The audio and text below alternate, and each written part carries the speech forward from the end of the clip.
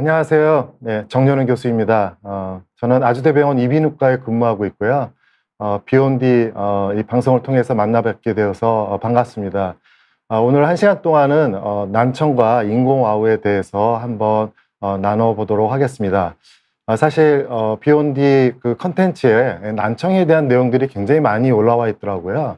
오늘 이 시간은 좀 의학적 지식 넘어서 좀 일상생활에서 또 청각이 얼마나 중요한지 이러한 측면에서 조금 이야기를 해보고 인공와우가 무엇인지 또 얼마나 우리한테 혜택을 주는 그런 기술인지에 대해서 한번 설명을 드리고자 합니다.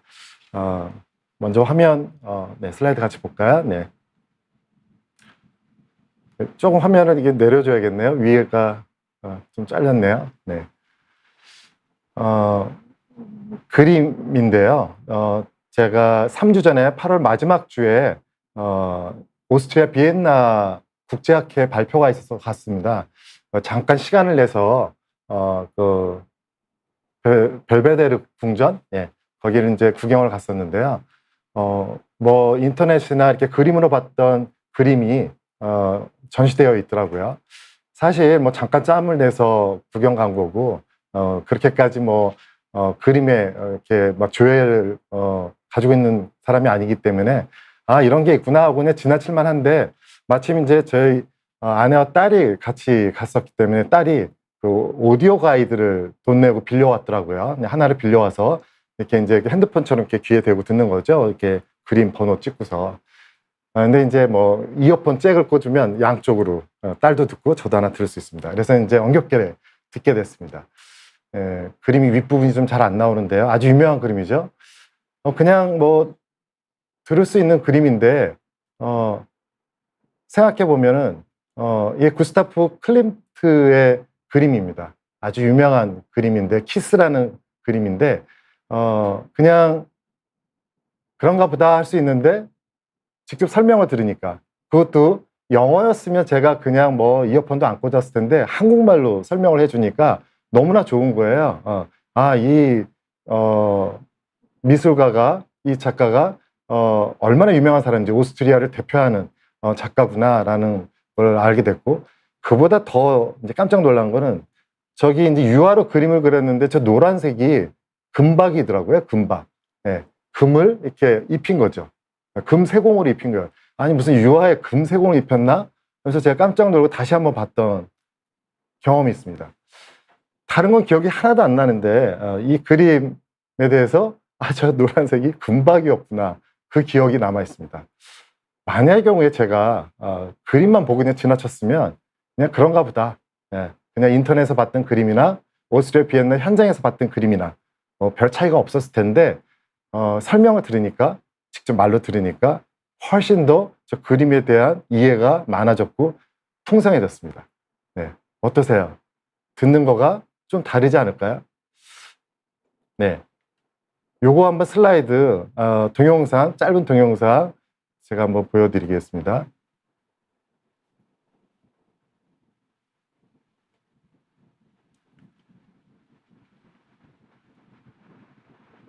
네, 아마추어 야구입니다.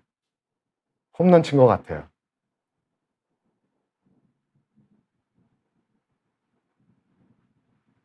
네, 트랙을 돌고 이제 내야를 돌고 홈으로 들어옵니다. 21년도 11월이라고 되어 있네요. 네.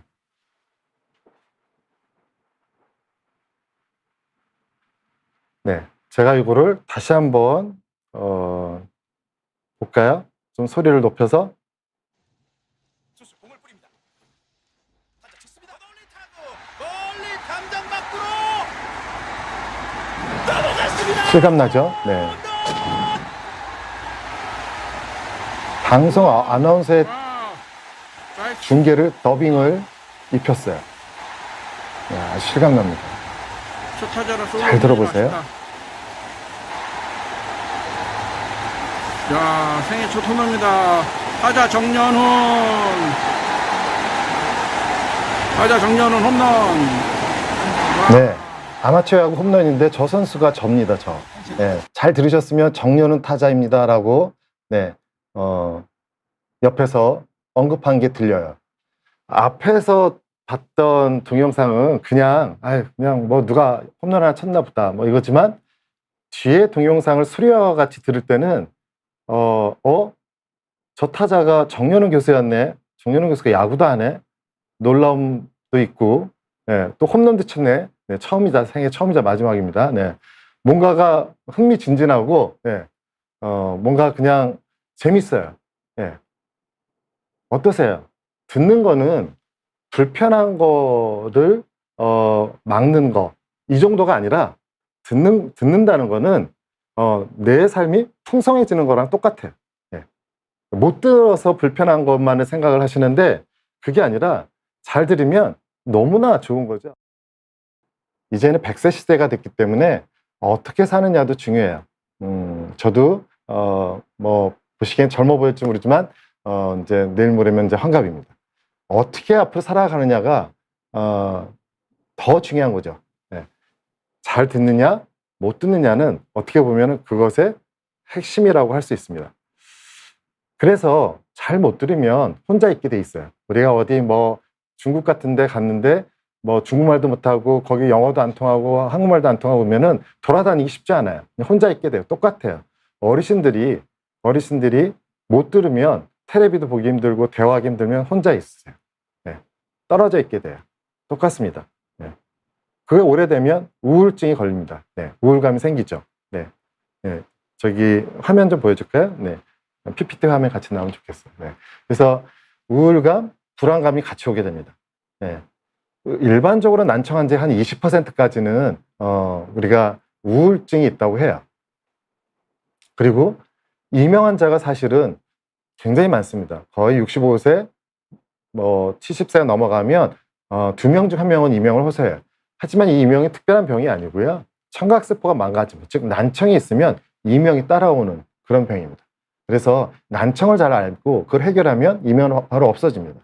그렇고 그보다 요즘에 관심이 많은 게 이제 치매입니다.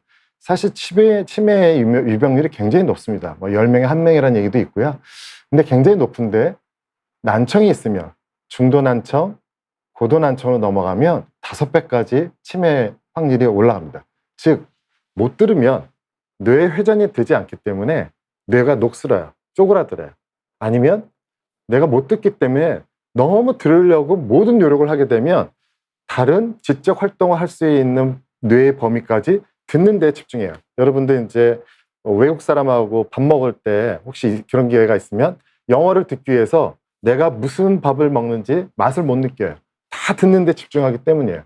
그래서 이런 일 때문에 치매가 발생을 하게 됩니다. 그래서 삶의 질을 높이는 거가 청각이 굉장히 중요한데, 그것이 되지 않을 경우에 이렇게 병적인 증상, 우울증이나 이명이나 치매 이런 걸로 나타납니다. 뿐만 아니라 뭐 당뇨니 고혈압이니 이런 대사성 만성질환하고도 연관이 있습니다. 만성질환 때문에 난청이 더 잘 생기기도 하고요. 난청 때문에 이런 질환이 더 많이 생기기도 합니다. 그런데 밑에 화면이 또 잘려 있어요. 좀 나오게 해주시면 돼요. 그래서 또 한 가지 중요한 거는, 만약에 듣는 거가 전쟁터 같은 데서 총소리를 듣는다든지 그런 걸 못 듣는 어떻게 될까요? 뒤로 후퇴하라는 소리를 못 듣는다든지 적이 공격 신호를 못 들었다든지, 그러면 사실상 내 생존하고 연관이 있습니다. 우리가 길거리에서 뒤에 차가 오는데 경적 소리를 차에서는 냈어요. 차에서는 막 경적 소리를 냈는데 내가 듣지를 못하면 사실은 위험할 수 있습니다. 저 사람은, 경적을 낸 사람은 저 행인이 들었을 거라고 생각하고 누르는데, 나는 귀가 안 들리면 누른지도 몰라요. 그러면 사고가 날 수 있어요. 생존하고의 관계가 있습니다. 우리가 또 직업하고도 굉장히 관계가 있습니다. 뭐 택시 기사님이 귀가 나쁜데 뒤에서 어디 가자고 했을 때 그걸 잘 못 들으면 일을 할 수가 없어요.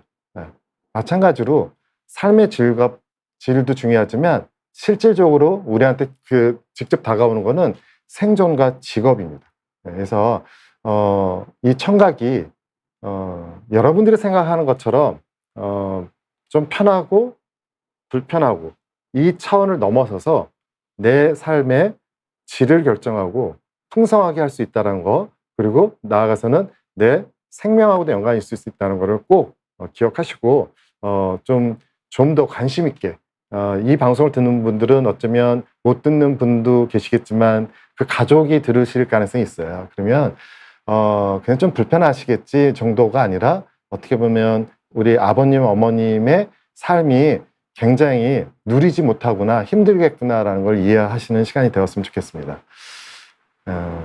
질문이 좀 들어오고 있는데요. 나중에 한꺼번에 할게요. 그래서 일단은 여러분이 듣는지 않는지 한번 마음속으로 한번 해보시겠어요? 두 사람 이상 대화를 하면 알아듣기 힘들다. 자기가 해당되는지 보세요. 제가 5가지를 보여드릴 거예요.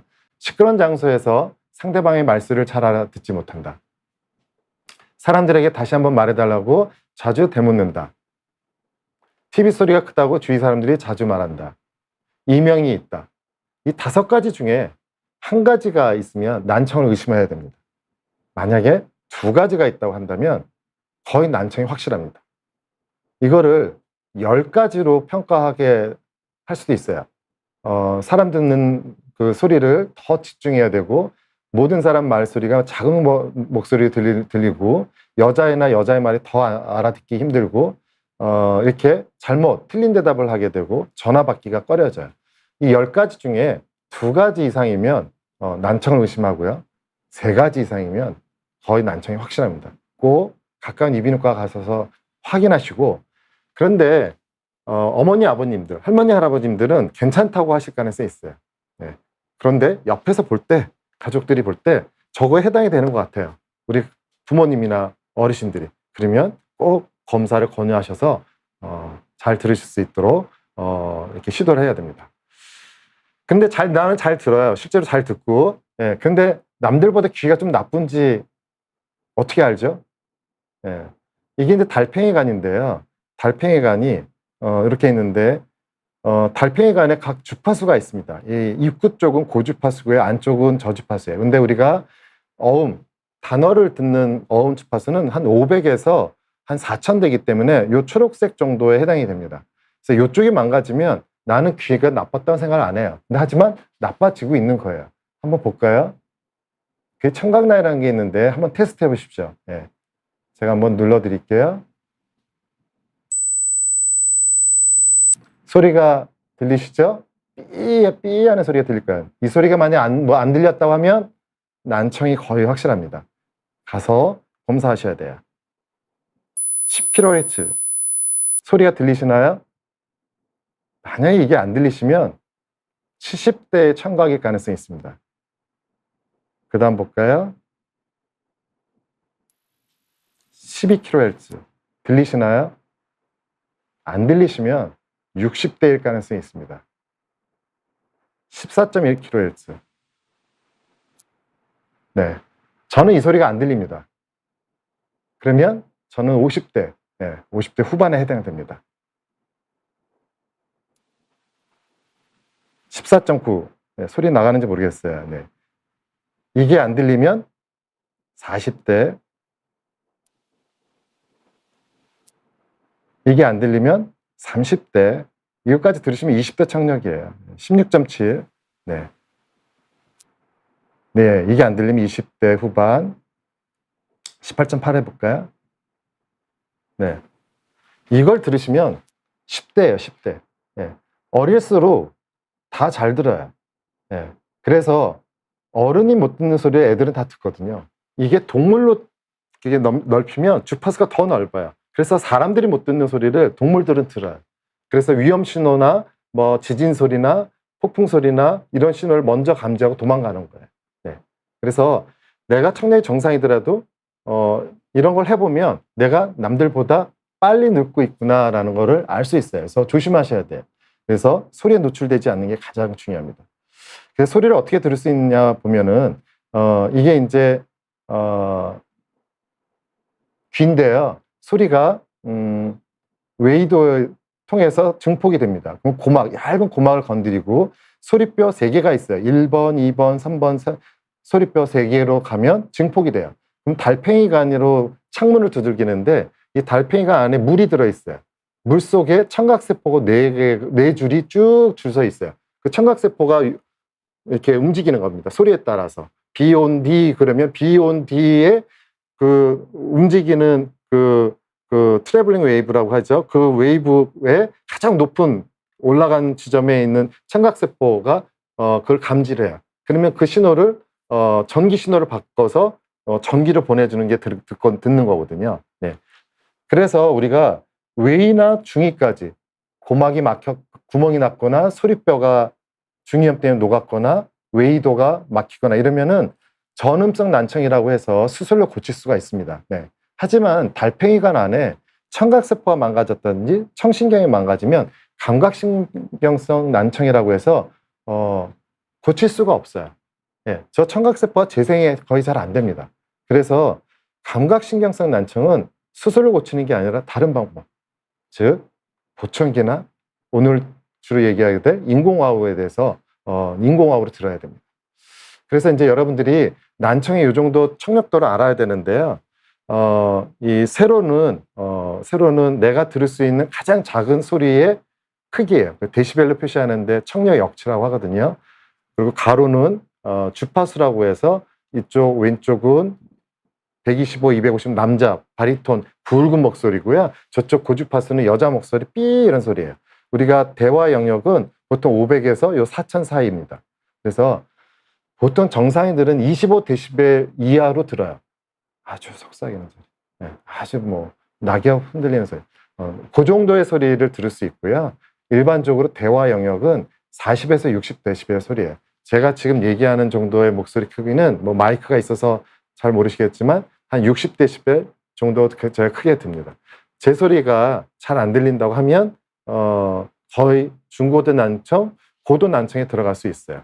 그래서 말소리가 안 들린다 그러면 너무 불편하다 그러면 중도 난청, 중고도 난청입니다. 진공청소기는 80데시벨, 90데시벨 정도 되고요.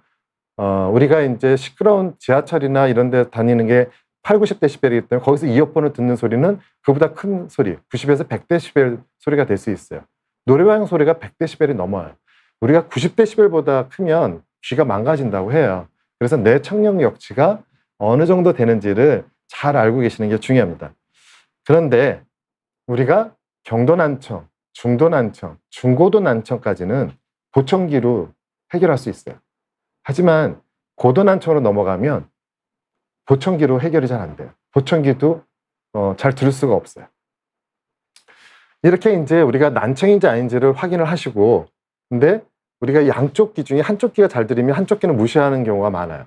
네, 그렇지 않습니다. 우리가 양쪽 눈 중에 한쪽 눈이 안 보이고 한쪽 눈만 보이면 잘 보일까요? 네, 원근감이 없어요. 원근감. 젓가락 두 개를 맞출 수 없어요. 똑같아요. 양쪽 귀가 한쪽이 망가지면 소리 방향을 몰라요. 어느 쪽에서 얘기하는지. 그러다 보니까 시끄러운 데서 얘기하면 대화를 알아듣기 어렵고요. 여러 사람이 얘기하면 더 어렵습니다.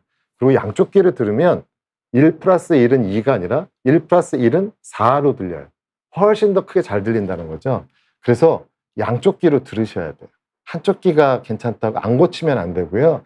양쪽 귀를 고쳐야지만, 양쪽 귀를 들어야지만 우리가 모든 걸 누릴 수 있어요.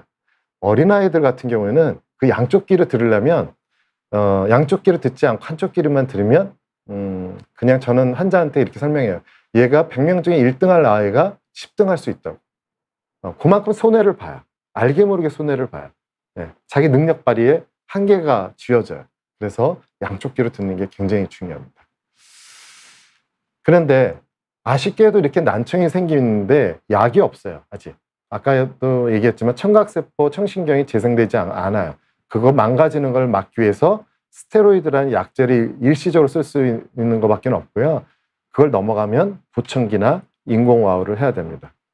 근데 보청기는 쉽게 얘기하면 귀 속에 큰 스피커를 넣어주는 거예요. 큰 스피커를 넣어주는 겁니다.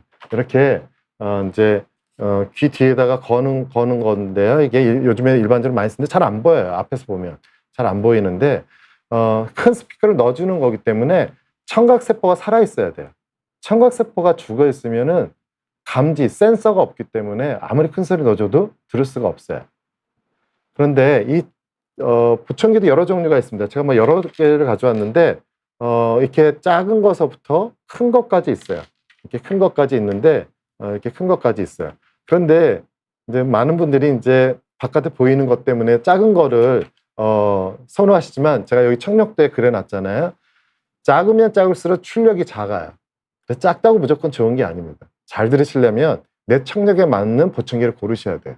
그래서 내가 고르지 마시고 꼭 이비인후과 선생님하고 상담하셔서 이비인후과 선생님이 고르시도록 해주시는 게 중요합니다. 사실은 겉에 보이는 거는 중요하지 않아요.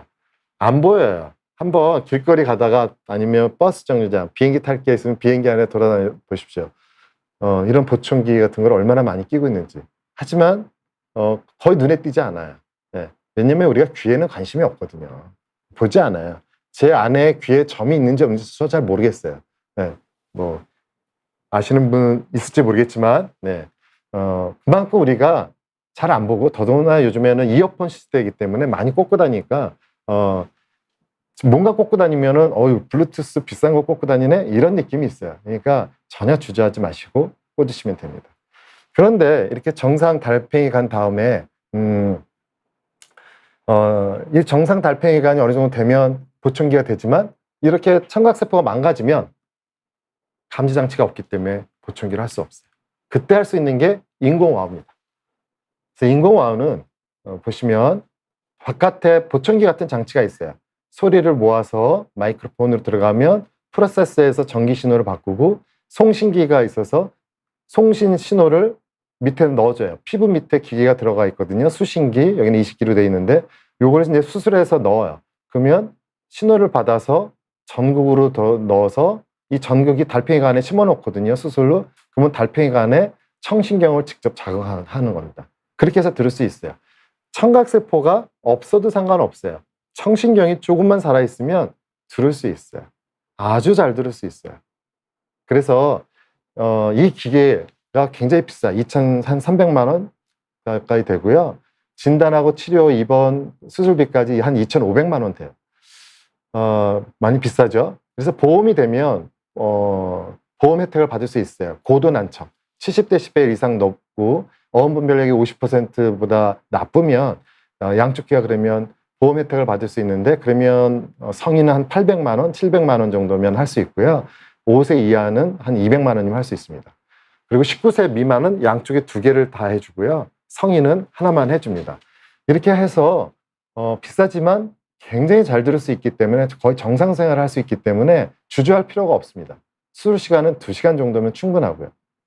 그리고 요즘에는 이명이 있거나 한쪽은 정상이고 한쪽이 나쁘거나 청신경 종양이 있거나 이런 경우에도 수술할 수 있어요. 단지 보험급여가 안 되고 선별급여라고 해서 내가 80%를 부담해야 돼요. 그러면 아까 보험급여 되면 한 700~800만 원 든다 그랬잖아요. 근데 1,000만 원이 더 듭니다. 1,700, 1,800만 원 정도 들어요. 그런데 내가 20년, 30년을 더 잘 듣고 지낸다고 하면 사실 투자할 만한 가치가 충분합니다.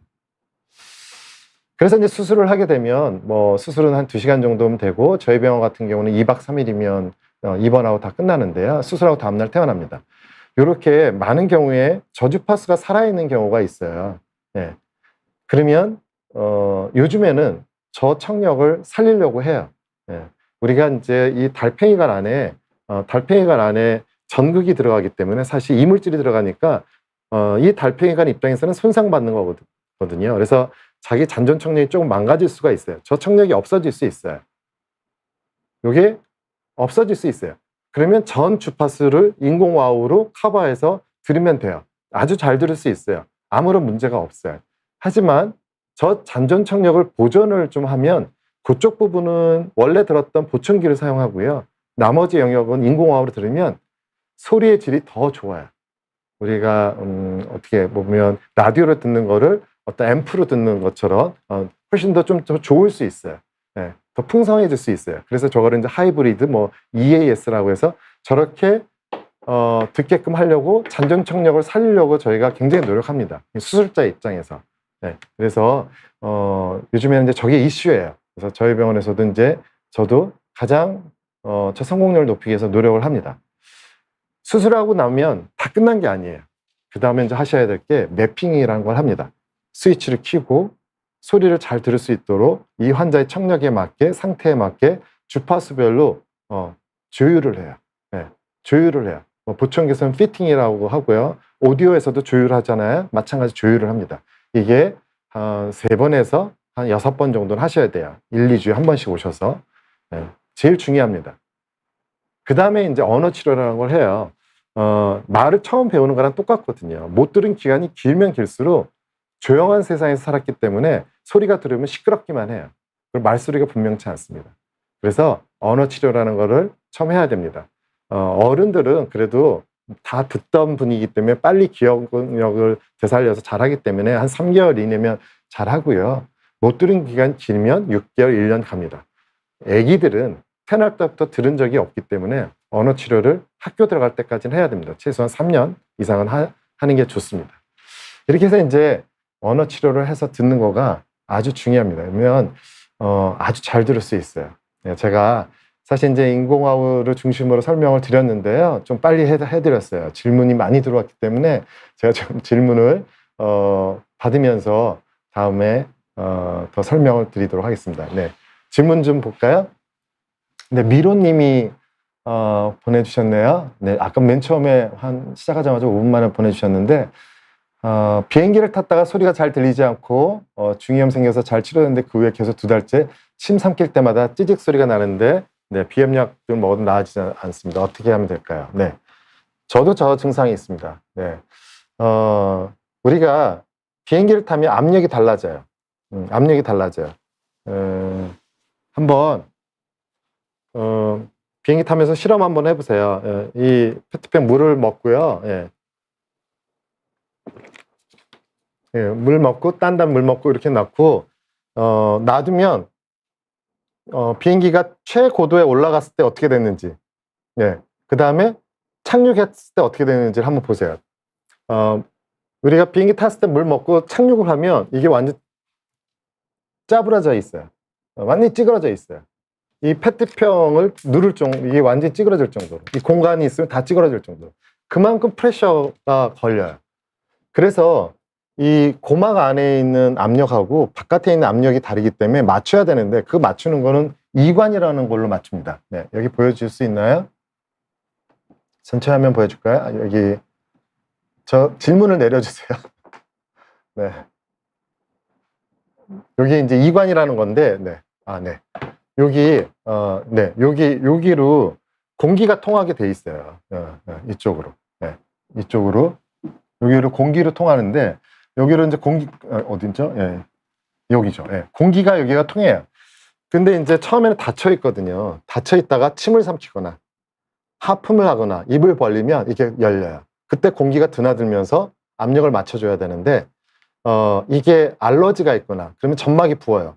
비염이 있으면 이게 코 쪽으로 열리는데 코 쪽에 비염이 있으면은 그 입구를 막거나 점막이 부어요. 축농증이 막고. 그러면 공기가 통하지 않기 때문에 압력 조절이 안 되니까 어떻게 되겠어요? 페트병 찌그러지는 것처럼 압력이 고막에 걸리기 때문에 굉장히 아프고요. 먹먹하고 안 들리고 힘들어요. 그래서 이제 발살바라고 해서 코 잡고 바람을 부는 거를 해서 억지로 공기를 넣어줘야지만 풀리는 건데요. 그게 잘 안 돼서 찍찍거리는 겁니다. 이게 부드럽게 열려야 되는데 부드럽게 열리지 않으니까 찌그덕 열리는 거예요. 그래서 알러지, 비염 치료를 하셔야 되고요. 물을 많이 먹는 게 좋습니다. 그 다음 질문 볼까요? 인공호흡을 하면 일상생활이 많이 달라지나요? 어르신들이 해도 괜찮을지요? 네, 인공호흡. 전 세계에서 얼마나 시행이 됐을까요? 퀴즈, 네. 답변이 혹시 올라오시는 분이 있을까요? 전 세계에서 인공호흡 건수가 얼마나 될까요? 혹시 맞히시면 비욘디에서 선물 안 보내주시나요? 네, 안 보내주시면 제가 보내드릴게요. 한번 답변하실 수 있는 분. 전 세계에서 인공호흡 건수. 네, 아직 안 올라오네요. 제가 답을 얘기할게요. 100만 건이 넘었어요. 100만 건. 행복한 인생 1000건이요? 아니죠. 100만 건이 넘었어요. 2023년도에 100만 명이 혜택을 봤어요. 인공호흡. 그 얘기는 뭘까요? 두 가지죠. 굉장히 효과가 좋다라는 거 하나. 두 번째, 굉장히 안전하다는 거죠. 100만 명이 혜택을 본다는 거는 일상적이다고 얘기할 수 있어요. 우리나라에서는 얼마나 있을까요? 우리나라에서는 한 30년 됐어요. 본격적으로 시작한 건 20년 정도 됐고요. 우리나라는 15,000건이 넘었어요. 1년에 1,000명 이상이 혜택을 보고 있습니다. 즉 굉장히 효과가 좋고 부작용이 거의 없는 안전한 기기라는 거죠. 네. 안심하고 어르신 해당이 된다면 인공호흡 수술 시켜드리면 좋겠습니다. 행복한 인생. 선천적으로 한쪽 귀가 안 들리는 친구가 있는데 평생 보청기를 해야 할까요? 네, 한쪽 귀가 안 들린다는 개념이 이제 조금 들리는 건지 아예 안 들리느냐에 따라서 다릅니다. 네, 조금 안 들리면 보청기 끼면 돼요. 네, 당연히 껴야죠. 보청기를 왜 청력이 떨어질 때 보청기를 꼭 써야 되냐면 소리가 안 들어가면 그 소리에 해당되는 뇌는 쪼그라들어요. 그렇게 쪼그라들어요. 우리 팔을 안 쓰면 근육이 쪼그라들죠. 이렇게 기부스 해놓으면 근육 쪼그라드는 거랑 똑같아요. 뇌가 쪼그라들면 나중에 아주 좋은 기술이 개발이 되더라도 나중에 뇌가 살아있어야 되는데 쪼그라들었기 때문에 일을 할 수가 없는 거예요. 우리가 어르신들이 보청기에도 너무 시끄럽고 울리기만 하고 불편하다고 하는 게 너무 늦게 해서 그래요. 못 들은 기간이 너무 길다 보니까 소리에 해당되는 뇌가 이렇게 쪼그라들어서 나중에 아무리 비싼 보청기, 비싼 보청기는 500만 원짜리도 있어요. 그런 거 해줘도 시끄럽게만 들리는 거예요. 빨리 하셔야 돼요. 그래서 어렸을 때부터 못 들은 친구 있으면 보청기라도 지금 끼는 게 좋고, 근데 아주 처음부터 전혀 못 들은 친구는 보청기가 효과가 없어요. 그때는 인공호흡이나 아니면 골도이식 보청기라는 게 있어요. 기계를 안에다가 심어요. 기계를 안에다 심으면 이런 걸 이제 기계를 안에다 심고 이렇게 이제 붙이거든요. 이렇게 붙여요. 이쪽을 보여드릴까요? 이쪽에도 이제 이렇게 붙이는데 자석으로 붙이게 돼 있어요. 붙이게. 그러면은 이쪽 안 듣는 쪽 소리를 잡아서 머리뼈의 진동으로 오른쪽 귀로 잘 듣는 귀로 들을 수 있어요. 이게 이제 골도이식 보청기라는 겁니다. 그래서 이런 거를 할 수도 있습니다. 그래서 어떻게든지 양쪽 귀를 들을 수 있도록 하시는 게 좋습니다. 네, 메니에르병으로 청력 저하된 경우 치료하면 청력이 다시 돌아오나요? 네, 초기에는 돌아옵니다. 메니에르병은 일종의 이 달팽이 간에 고혈압 같은 거예요.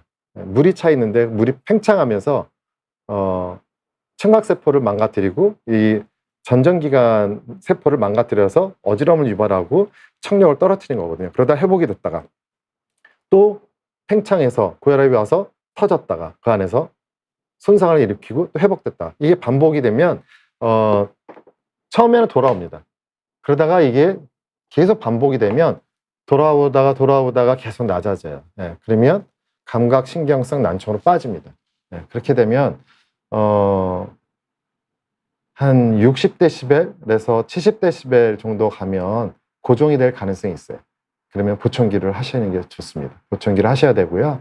그보다 더 나쁘면 인공호흡을 할 수도 있습니다. 네, 노인성 난청 보청기와 청각장애인들이 하는 보청기는 다른 건가요? 84세 여성인데 주위에 보니 비싼 금액을 보청기를 사용 안 하시는 분들이 많다고요. 통증도 있고 관리도 잘 안 되어서 활용을 못하는 분이 많던데 보청기 구입해서 한 번씩 끼는 것도 괜찮나요? 네, 보청기는 한 번 구입을 하면 잠잘 때 말고는 계속 끼셔야 돼요. 이건 돋보기가 아니에요. 우리가 뇌가 소리에 해당되는 뇌가 적응을 해야 돼요. 내가 보청기를 안 낀 소리에 세팅이 될 건지 보청기 낀 소리에 세팅이 될 건지에 따라서 어느 쪽이 잘 들리는지가 결정이 돼요. 근데 만약의 경우에 보청기를 가끔 끼면 이 뇌는 그냥 보청기 안 낀 소리에 적응이 돼 있어요. 그래서 보청기 끼는 소리는 적응이 안 돼서 불편해요. 네. 그래서 보청기를 계속 끼셔야 돼요. 그러면 뇌가 보청기 소리에 더 예민해져요. 훨씬 더 잘 들려지게 돼요. 그래서 보청기를 빼면 그 전에 보청기 뺄 때 듣던 것보다 더 안 들리는 느낌이 있어요. 왜? 그러면 아직 그건 좋은 거예요. 보청기에 적응이 됐다는 거예요. 그래서 보청기를 적응이 돼야지 이 뇌가 보청기 소리에 예민해지고 말소리 분별력도 좋아지고 잘 듣게 돼 있어요. 그래서 최소한 8시간 이상 깨어있는 시간이 16시간이라면 그거보다 절반이 넘어가는 시간. 네. 보통은 잠잘 때 말고는 혼자 있을 때도 끼고 있어야 돼요. 잠잘 때 말고는 항상 끼고 있어야 돼요. 그래서 뇌가 보청기 소리에 예민해질 수 있도록 하시는 게 중요하고요. 우리가 이제 청각 장애를 받으면 급여 보청기라고 해서 나라에서 보조를 해줘요. 그러면 한 90만 원, 95만 원 정도 나라에서 보조를 해주거든요. 그리고 이제 급여 보청기는 조금 값이 싸요. 한 150만 원 이하로 책정돼 있어서 그걸 쓰면 되는데, 물론 250만 원, 막 500만 원짜리보다는 기능이 떨어져 있어요. 하지만 중요한 기능들은 거의 다 들어있기 때문에 급여 보청기 해도 큰 문제는 없습니다. 예, 큰 문제는 없어요. 하지만 내가 예민하게 사회생활을 하고 회의도 많이 하고 잘 들어야만 되고 하면 좀 더 뭐 한 300만 원 정도 정확하는 거는 노이즈 캔슬레이션이든지 여러 가지 기능들이 좀 있기 때문에 편할 수 있어요. 그래서 뭐 그런 거 하실 수도 있는데, 어르신 정도면 뭐 크게 문제되지 않을 거예요. 그래서 급여 보청기 하셔도 되고, 무엇보다도 열심히 끼시는 게 중요합니다.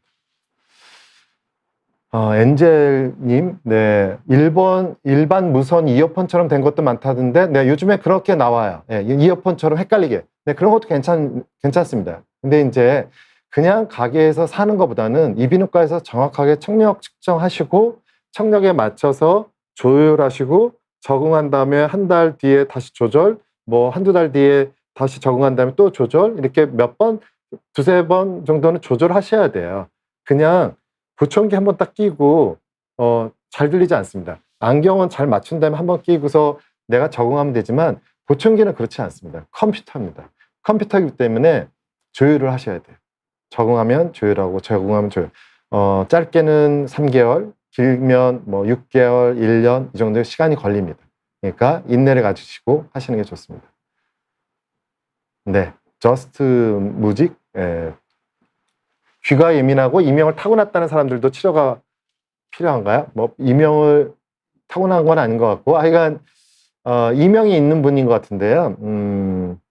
일단 이명에 대한 개념을 조금 이제 이명은 병이 아니에요. 우리 컴퓨터 다 켜고 계시나요? 핸드폰도 켜고 계실 텐데, 컴퓨터 켜면 소리가 들리지 않나요? 전기가 흐르기 때문에 소리가 있어요. 소리가 있어요. 근데 컴퓨터 좀 고장 나거나 그러면 소리가 커지죠. 네. 이 달팽이관은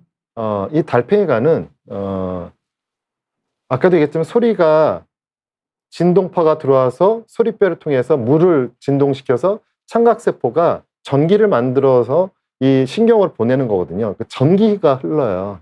항상 살아있는 달팽이관은 전기가 흘러요. 컴퓨터 켜지면 전기 소리가 들리듯이 달팽이관은 전기 소리가 들려요. 소리가 원래 있다라는 거죠. 그런데 우리 몸에는, 인체 내에는 그 소리를 억제시키는 장치가 있어요. 자체에서 나는 소리를 억제시키는 장치가 있어요. 네, 그게 작동을 하기 때문에 잘 못 느껴요. 그런데 예민하면, 내가 피곤하거나 잠 못 자거나 뭐 이러면, 스트레스 받으면 이 억제 장치, 우리 몸의 밸런스가 깨지기 때문에 억제 장치가 잘 작동이 안 해서 들릴 수가 있어요. 청력은 정상인데. 그래서 들을 수 있거든요. 정상인들을, 젊은 사람들을 그 청각 부스, 조용한 데 넣어서 혹시 당신 귀에 소리가 들리는지 찾아보세요. 그러면 10명 중에 10명 다 찾을 수 있습니다. 소리가 있다는 거죠. 네. 지금 무슨 얘기냐면, 청력이 이상이 없다면 그 소리 나는 거는 아무 걱정하실 필요가 없어요. 무시하시면 돼요. 어쩌다가 그거를 내가 발견해서 걱정을 하고 계속해서 확인하고 또 체크하고 없어졌는지 이렇게 하고, 특히 잠자기 전에 조용하니까 그걸 하면 그게 고정이 돼요. 우리 가족 목소리가 귀에 박히는 것처럼, 뇌에 저장이 되는 것처럼. 그러면 항상 들릴 수 있어요. 그러시면 안 되고 그냥 무시하시면 되고요.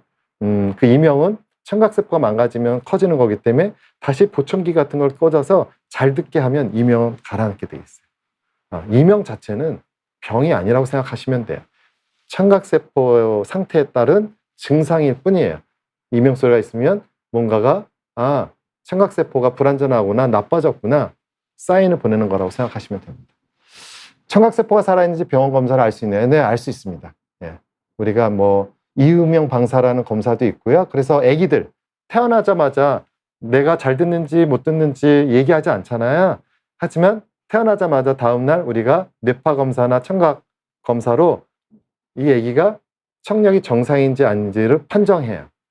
청력이 이상이 있으면은 우리가 계속해서 따라가면서 한 달 뒤, 두 달 뒤, 석 달 뒤 청력 검사를 해서 6개월 전에는 보청기를 끼든지 인공호흡 수술하든지 치료에 들어갑니다. 네, 그래서 검사하면 알 수 있습니다. 청력을 잃은 사람과 사고로 해서 청력을 잃은 사람 중 인공호흡 시술 효과가 더 좋은 쪽은요. 선천적인 사람하고 후천적인 사람하고 효과는 다 비슷해요. 비슷한데 우리가 아까도 잠깐 얘기했지만 후천적인 사람들은 말을 다 배웠던 사람들이기 때문에 인공호흡 하고서 금방 적응해요. 말소리를 알기 때문에. 근데 선천적인 사람들은 양쪽이 선천적인 사람은 말소리를 들은 적이 없기 때문에 말을 배워야 돼요. 예, 그러니까 시간이 오래 걸리는 거죠. 하지만 일반 아이하고 똑같아요. 말 배우는 거랑. 그래서 어려서 선천성 난청으로 인공호흡 수술한 친구들은 정상이랑 똑같아요. 저도 제 환자들, 애기들 수술한 애들 대학 들어갔다고 인사 와요. 예, 선물 사들고 인사 와요. 저도 용돈 주고 그러는데요.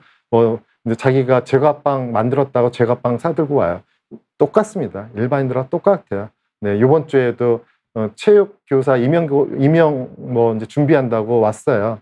예, 대학교 3학년, 4학년. 예. 근데 인공호흡 다 끼고 있죠. 예.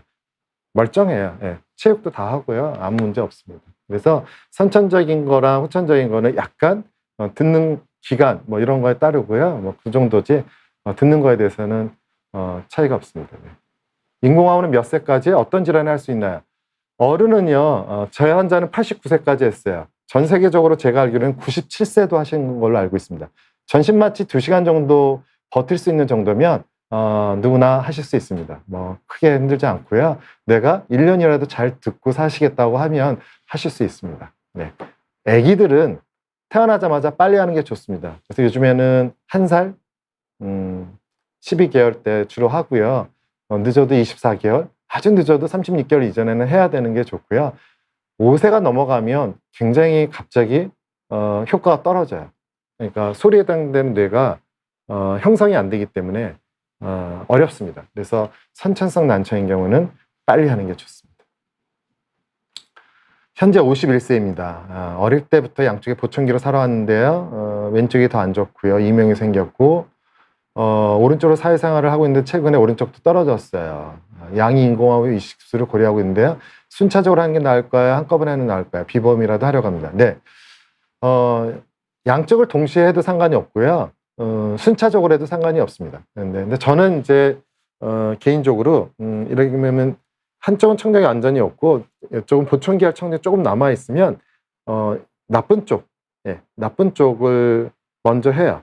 네, 먼저 하셔서 어느 정도 이제 인공호흡에 적응도 하시고 그렇게 하고 그 다음에 오른쪽을 다음에 하는 경우를 많이 하는데 비용 문제적인 거에 어려움이 없고 그 다음에 빨리 잘 듣겠다. 51세시면 사실은 한쪽으로 사시기보다는 양쪽으로 사실 기간이 너무나 길기 때문에 양쪽 동시에 해도 전혀 상관은 없을 것 같습니다. 청력이 남아있는 정도에 좀 이제 고민을 해보는 거고요. 예. 그래서 양쪽 다 하셔도 좋을 것 같아요. 난청의 자가 면역 질환이 생기는 경우가 있습니다. 네, 제 환자 중에서도 있어요. 이렇게 자가 면역 질환 중에 자가 면역 질환이라는 게 자기 몸에 자기의 항체가 공격하는 거잖아요. 그래서 청신경을 공격하면 청각이 망가질 수 있어요. 그래서 저 같은 경우에는 배체 질환인데 배체 질환에 걸리신 분이 난청이 왔어요. 양쪽이 왔어요. 그래서 결국은 인공호흡 수술을 했던 경험이 있습니다. 네, 그래서 자가면역 질환 충분히 올 수 있습니다. 네, 우리가 흔한 감각성 난청 질환의 원인 중에 하나입니다.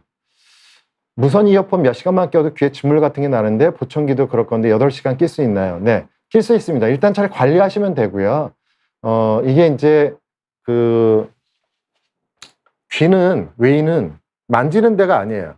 그래서 조금만 건드려도 아프잖아요. 건드리지 말라고 이렇게 만들어 놓은 거예요. 하나님이 그렇게 만들어 놨기 때문에 건드리지 마셔야 돼요. 근데 이제 매일 습관적으로 샤워하고 면봉을 하게 되면 어떤 일이 벌어지나요?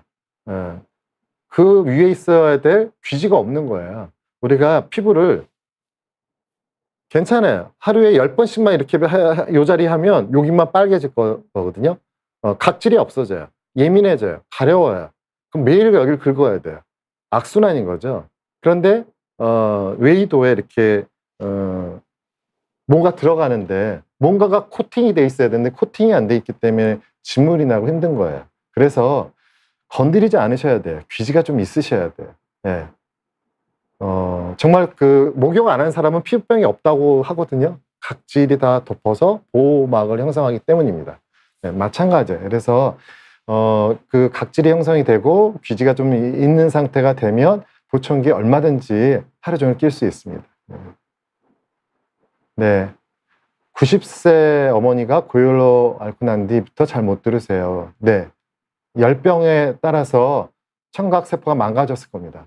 네. 뭐, 어려서 볼거리, 뭐, 이런 것 때문에도 잘 생기고요. 어르신들도 뭐, 이런 고열 때문에 청각이 망가질 수 있습니다. 네. 그러면 대부분 청신경이, 청각세포는 망가졌더라도 청신경이, 학문적으로는 10% 정도 살아있으면 들을 수 있다고 해요. 인공호흡 수술이 가능하다고 해요. 그래서 어지간해서는 인공호흡 수술 효과가 있는데 그보다 더 어려운 거는 뇌가 쪼그라든 거예요. 너무나 못 들은 기간이 어른들 30년이 넘어가면 그때부터는 효과가 50% 이하로 떨어질 가능성이 있어요. 전혀 못 들은 거고 보청기도 사용하지 않고 소리 자극을 넣어주지 않은 상태에서 50년 정도 있으면 그쪽 뇌는 약간 많이 쪼그라들어서 인공호흡 효과가 없을 가능성이 있습니다. 선생님 가장 기억에 남으시는 환자가 있으신가요? 굉장히 많습니다. 진짜 아기들은 정말 저 나이 들어가는 것만큼 이뻐지고 크고 대학생들도 결혼한다고 그러고 뭐 그렇습니다. 기쁨이죠. 그리고 참 기억나는 분 중에 한 분은 그 이제 일종의 뇌 골수염 같은 게 생겨요. 악성 웨이도염이라고 해서 이 뇌를 받쳐주는 밑에 뼈가 웨이도염서부터 시작해서 당뇨 때문에 골수염으로 갔어요. 뇌염으로 가면 보통 3명 중에 1명이 사망을 해요. 이분이 이제 한 60세 가까이 됐을 때 저한테 왔는데 정말 돌아가시기 직전이에요. 일주일 정도 남으신 것 같아요. 분들한테 일주일 정도 남은 것 같다고 준비하시라고 하고 이제 약을 열심히 썼어요. 근데 기적적으로 약의 효과를 잘 보기 시작했어요. 그래서 어느 정도 좋아지는가 봤더니 반대편으로 또 넘어갔어요. 예. 정말 힘든 거죠. 귀는 이제 다 하나도 안 들리고요. 다 이제 염증 때문에 이제 다 청각세포 망가졌어요. 그런데 이제 한 1년이 지났는데, MR을 찍었는데, 1년 반 정도 됐는데, MR 찍은 데서 깨끗해졌어요. 네. 깜짝 놀랐어요. 사신 거죠? 사셨어요. 그 악성 웨이도염이 없어졌어요. 그 다음 어떻게 했을까요? 듣게끔 하는 거예요. 예. 그래서 인공호흡 수술을 해드렸어요. 예. 사실은 처음에 저한테 오셨을 때만 해도 사느냐 죽느냐의 문제였는데 듣느냐 못 듣느냐는 전혀 고려하지 않았어요. 근데 사시고 건강해지시고 나중에는 인공호흡과 하셔서 지금은 뭐 밭일도 하고 논일도 하시고 가족들하고 다 대화하시고 어울리시고 일상생활을 즐기실 수 있습니다. 완전히 삶이 달라진 거예요. 네, 제2의 인생을 사시고 계시는 그런 어르신이 한 분 계십니다. 네. 인공호흡도 하나의 이물질인데 몸 안에서 염증을 일으키는 경우 있습니다. 네. 이물질이 들어가기 때문에 그래서 수술할 때 정말 깨끗하게 하려고 굉장히 노력을 하고요. 이제는 노하우가 많이 생겨서 저희가 이제 20년 전에는 이런 이물질 때문에 염증 생기는 경우가 간혹 있었습니다. 요즘에는 거의 없습니다. 거의 없고요. 수술을 하면 거의 99% 성공을 해요. 네. 그런데 이제 이물질이 생기면 이제 기계 균이 묻기 때문에 이런 기계가 이제 이게 인공호흡 들어가거든요. 이렇게 납작한 걸로 들어가고 이게 들어가고 요 전극 하나를 이제 제가 달팽이관 안에 넣는 거예요. 네. 근데 여기에 이제 균이 묻으면 해결이 잘 안 될 수 있습니다. 그러면 그냥 빼는 게 낫습니다. 빼서 한 3개월 정도 아문 다음에 다시 수술하면 아무 문제가 없습니다. 비염이 난청을 일으키는 경우가 있나요? 비염이 심해지면 아까도 얘기했지만 유스타키오관이 망가져서 일을 안 하기 때문에 중이염이 생깁니다. 귀의 건강의 귀의 건강을 지켜주는 구조물 하나를 들어가면 고막도 아니고 이소골도 아니고 달팽이관도 아닙니다. 요 간입니다. 요 간. 요 간, 유스타키안 이관이라는 간. 이게 좋아야 됩니다. 근데 비염이 있으면 저 이관 기능이 떨어지기 때문에 귀가 망가질 수 있습니다. 청력을 잃기 전까지는 귀의 소중함을 뭐 잘 모를 것 같아요. 맞습니다. 그래서 제가 아까 초반에 제 야구하는 것도 보여드리고 미술관 가서 그림만 보는 거랑 설명 듣는 거의 차이까지도 얘기를 했어요. 불편한 걸 넘어서 더 잘 들으면 삶의 질이 달라집니다. 건강하기 위해서는 생활습관, 이어폰 꽂는 거가 조심하셔야 됩니다. 이어폰을 꽂으면 나도 모르게 크게 들을 수 있어요. 특히 바깥의 환경이 시끄러우면 그 소리보다 커져야 되기 때문에 귀에 손상을 줍니다. 80데시벨, 90데시벨이 되면 손상되기 시작해요. 우리가 100데시벨 정도 되면 한 2시간 정도 끼면 손상될 수 있어요. 그런데 지하철이나 버스에서 타면 시끄럽기 때문에 그 정도 틀어야 되거든요. 2시간 정도 하면 1시간 정도 되면 망가지기 시작합니다. 그래서 절대 이어폰은 크게 듣는 게 아니고요. 가능한 이어폰은 안 쓰는 게 좋을 수 있습니다. 그냥 스피커로 들어야지 남들이 확인해줘요. 너무나 시끄러운지 안 시끄러운지. 그래서 너무 시끄럽지 않은 곳에 소음 노출되지 않는 게 제일 중요하고요. 그 다음에 무슨 약 같은 건 없습니다. 단지 항산화 효소 효과가 있기 때문에 우리가 이제 외부 물질이 다 이렇게 활성화 산소가 독소를 만들기 때문에 귀에서도 그거를 막는 항산화에 관련된 비타민이나 뭐 그런 과일이나 이런 것들이 좀 효과를 보게 되어 있습니다. 난청은 뚜렷한 치료법이 없나요? 이석증하고 난청하고는 사실 별개의 문제입니다. 이석증은 이 전정기관 안에 원래 돌이 있어서 돌이 움직이면서 우리 몸의 균형을 잡아주는 건데 그 돌이 떨어져서 따로 노는 거거든요. 그래서 치료는 그 돌을 다시 원위치로 보내주는 치환술을 하는 거고요. 사실 이석하고 달팽이관의 난청은 직접적 관계가 없어요. 단지 나이가 들면 청력도 떨어지고 이석증도 많아지게 돼 있어요. 그래서 이제 이석증 온 다음에 귀가 안 들려요 하는 얘기도 더 많이 하는 건데요. 꼭 그렇지는 않고 이제 유일하게 돌발성 난청하고 전정신경염, 이 신경이 염증이 같이 올 수 있어요. 청각신경이라 이런 몸의 균형 잡아주는 신경, 이쪽에 혈관이 다 막히면 그러면 같이 올 수는 있거든요. 근데 직접적으로 연관된 질환은 아니에요. 이석증하고 난청하고. 난청의 뚜렷한 치료법은 아까도 얘기했지만 약물로는 굉장히 한정되어 있고요.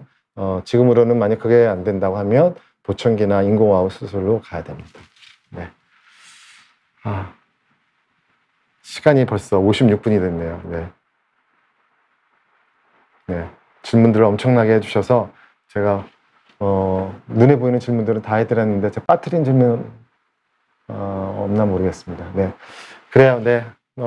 마무리 질까요? 그래서 너무 관심 가져주셔서 감사하고요. 비욘디라는 이 명칭이 참 좋습니다. 비욘디 맑음, 비욘디 겜, 이런 거겠죠. 비욘디 상쾌함. 그런데 제가 쓰는 닉네임은 소나기 소리예요. 소나기 소리. 소나기. 저는 소나기가 좋습니다. 소나기. 더울 때, 요즘같이 소나기가 올 때 너무나 시원하잖아요. 그리고 그렇지 않더라도 갑자기 소나기가 저기서 막 오는 거 보면 멋있어요. 그리고 준비도 할 수 있어요. 대비하면 됩니다.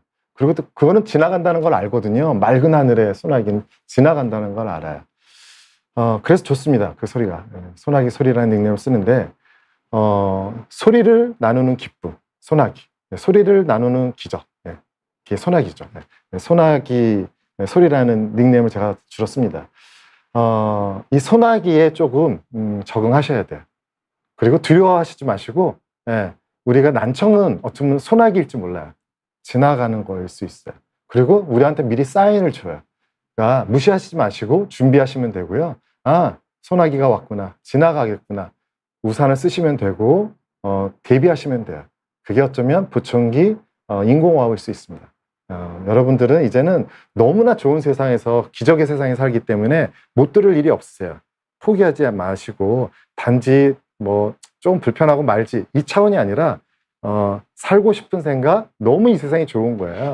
재밌는 것도 많고 즐길 게 많고 가족하고 소통하고 그럴 수 있는 길이 잘 듣는 겁니다. 그래서 여러분들은 모두 다 잘 듣는 그러한 세상에서 살기를 바라겠습니다. 네, 감사합니다. 네, 오랜 시간 경청해 주셔서 감사합니다.